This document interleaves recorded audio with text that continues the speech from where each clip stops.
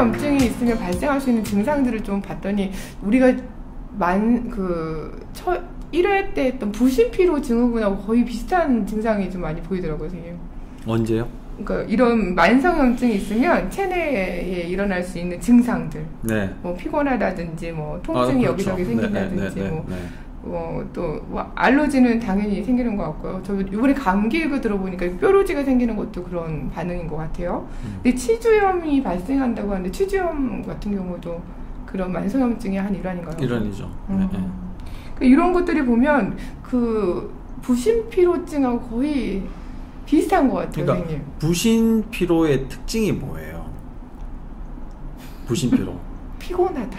만성 스트레스잖아요. 부신피로가 네. 생기는 만성 스트레스. 네네. 그러니까 염증이라는 거 하는 그 자체가 우리 몸에 지속적인 스트레스를 주는 거예요. 물론 좋은 스트레스도 있어요. 유 스트레스, 디 스트레스, 나쁜 스트레스도 있고. 근데 우리가 칭찬을 계속 해봐요. 아, 이쁘네. 아이고 진짜 이뻐. 계속 이뻐. 얘기하면 어느 순간인가 제가 난 놀리나 이런 생각이 들게 됩니다. 그냥 상식적으로 얘기하는구나. 그렇죠. 좋은 스트레스도 어느 순간에선가 나한테 나쁘게 작용할 수 있거든요. 운동 같은 것도 이제 대표적인 건데, 만약 운동을 너무 과하게 하게 되면 몸에 더 나쁘다 말이에요. 그렇죠? 네. 이제 그런 것처럼 어쨌든 만성 염증 자체가 지속적으로 오랫동안 유지되는 그런 스트레스 상황으로 만들어내는 거거든요. 그게 만성 스트레스가 되는 거잖아요. 네. 그러면 부신피로랑 관련이 있겠죠. 네. 그러니까 증상이 비슷할 수밖에 없는 거 아니에요. 그러니까요. 그래서 제가 인터넷 쳐도 그냥 나오거든요. 그래서 만성 염증의 위험 신호로 확인한 내 몸 지키기 자기 테스트 한 11가지를 뽑았습니다. 생각 좀 한번 해보세요. 이런 증상이 있으면 내 몸에 염증이겠구나 라고 생각하시면 될 것 같아요. 첫 번째로 체중이 많이 나가고 늘 배가 고프고 단 것이 먹고 싶다.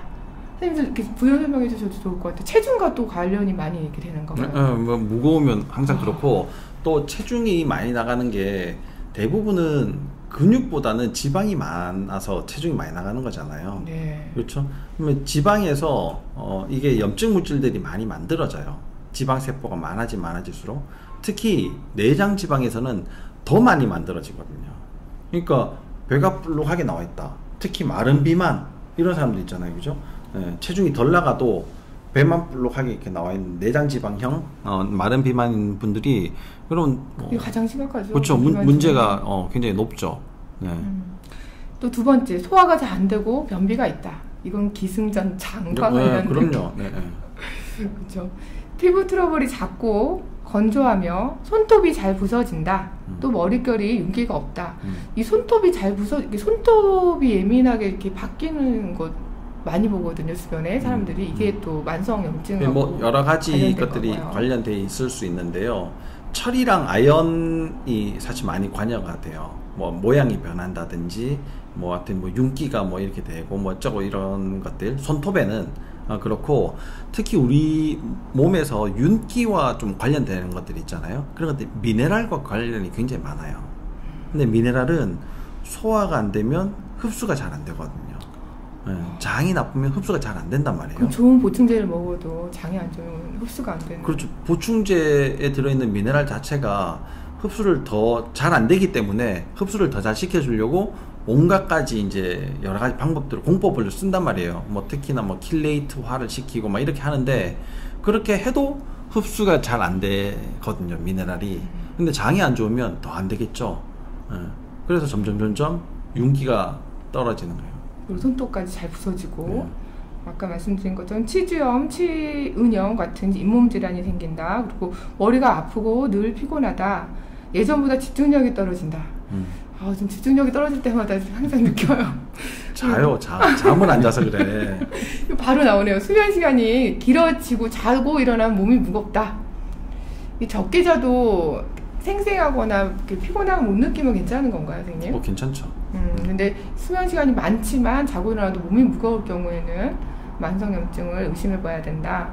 그리고 정말 술, 담배, 인스턴트 식품을 즐겨 먹는다. 이건 당연히 안 좋겠죠. 비염이나 천식 등 알레르기 질환을 가지고 있다.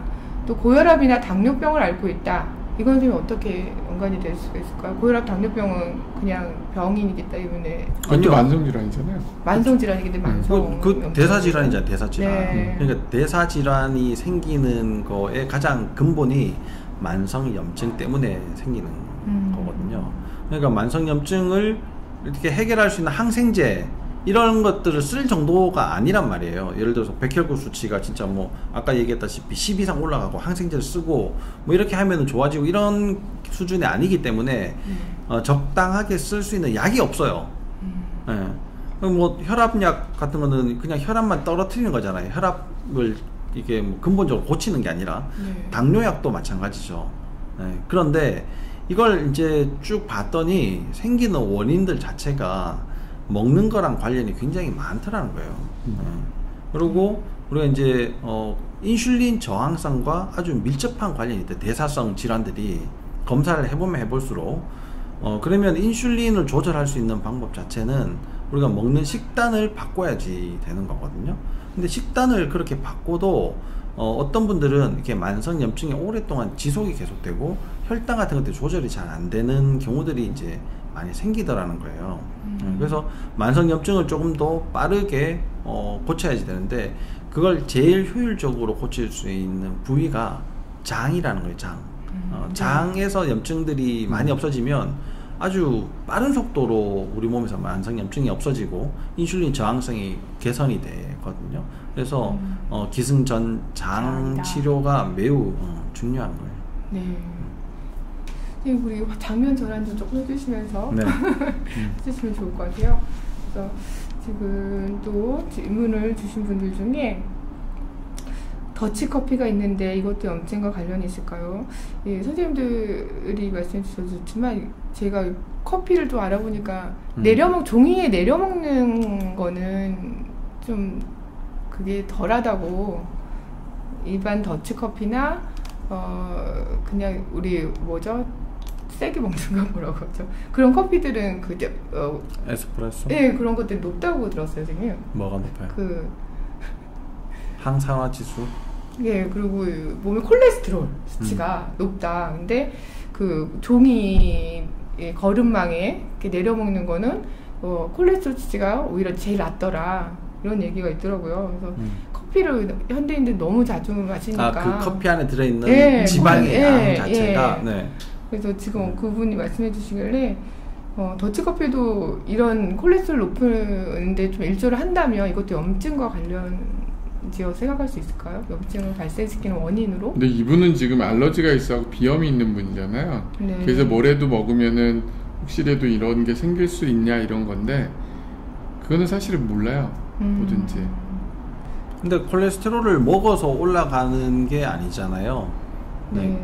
그렇게 올라가는 게 아니다라는 게 이미 밝혀졌는데, 물론 뭐 많이 먹으면 올라가긴 올라가요. 예, 이게 이제 우리 몸에서 만들어내는 게 보통 뭐 한 60에서 80% 정도 콜레스테롤이 혈중 콜레스테롤 중에서 만들어낸다고 하니까, 그러니까 이제 나머지는 뭐 먹어서 좀 올라갈 수는 있겠죠. 근데 그렇게 크게 영향은 안 받더라라는 거예요. 희소식이네요. 그러니까 음식 알러지가 이제 결국은 모든 음식들이 다 이제 올 수가 있는 거기 때문에 먹어보고 사실은 이분도 몸이 안 좋아지는 것 같으면 피할 수밖에 없어요. 그러니까 우리가 이제 그래서 이제 푸드 IgG 검사를 통해서 이제 확인을 해보는데 그거랑 상관없이도 거기서 안 나왔다 하더라도 내가 먹었는데 안 좋아. 그럼 결국은 피하는 것밖에 없죠. 네. 그럼 이 정상 범위에 있더라도 이제 낮은 범위에 있는 것이 좋은 염증 수치잖아요. 그러면 뭐 지속적인 염증 관리가 이제 제일 중요할 것 같은데 아까 말씀하신 것처럼 우리가 먹고 있는 음식을 주의하는 게 제일 좋은 식습관을 갖는 게 제일 우선인 것 같아요. 선생님이 맨날 말씀해 주시는 기승전장, 설탕, 밀가루, 과일, 음료수를 끊고 가공음식 피하고 채소 많이 먹고 선생님 고기는 어떻게 생각하세요? 고기 산성화가 돼서 고기는 좀 줄이는 게 좋다 이런 말씀도 있는데 고기 섭취는 어떻게 하면 좋을까요? 그러니까 그 고기 자체가 산성일수는 없는데요. 네. 이게 먹어서 우리 혈중에 이게 산성도가 올라가기 때문에 산성물질이다 이렇게 얘기를 하는 거죠. 네. 그러니까 무슨 얘기냐면 고기를 먹었는데 내 몸에서 활성산소 같은 산성물질들이 많이 생긴다는 거예요. 그래서 고기가 나쁘다라고 얘기를 하는데 그렇게 되는 이유 중에 하나가 소화를 제대로 못 시키기 때문에 그런 문제들이 생겨요. 그럼 네. 장도 안 좋아지고 다시 그렇죠. 악순환이 되는 거군요. 그렇죠. 그러니까 원래 장이 별로 안 좋은 사람이 고기 섭취가 많아지잖아요. 그러면 소화가 잘 안 되겠죠. 그럼 장에서 썩어요. 그러면 이제 문제가 이제 여러 가지 생기는데 그 중에 하나가 이제 만성염증이 되는 거고, 만성염증은 활성산소와 완전 친한 친구거든요. 그러면 혈액이 이제 산성으로 이제 되는 거죠. 네. 그러면 그 산성을 뽑아내기 위해 가지고 소변으로 산성을 이제 대부분 많이 뽑아내요. 우리가 소변에서 이제 검사를 해서 산성도를 측정을 하는데 4.5에서 8 정도까지가 보통 이제 참고치 수준이다 이렇게 얘기를 하거든요.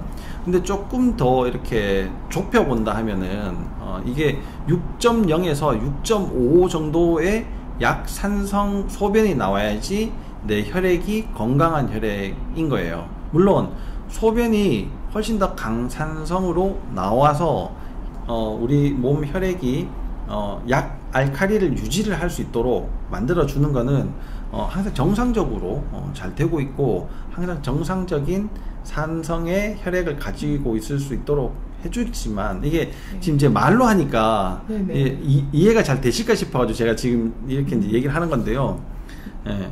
근데 이게 소변이 산성도가 뭐 5.5다, 뭐 5.0이다 이렇게 나오는 거는 괜찮다라고 얘기할 수 있긴 하지만 몸에서 활성산소 같은 산성물질들이 많이 생성되고 있다 이렇게 볼 수 있는 거예요.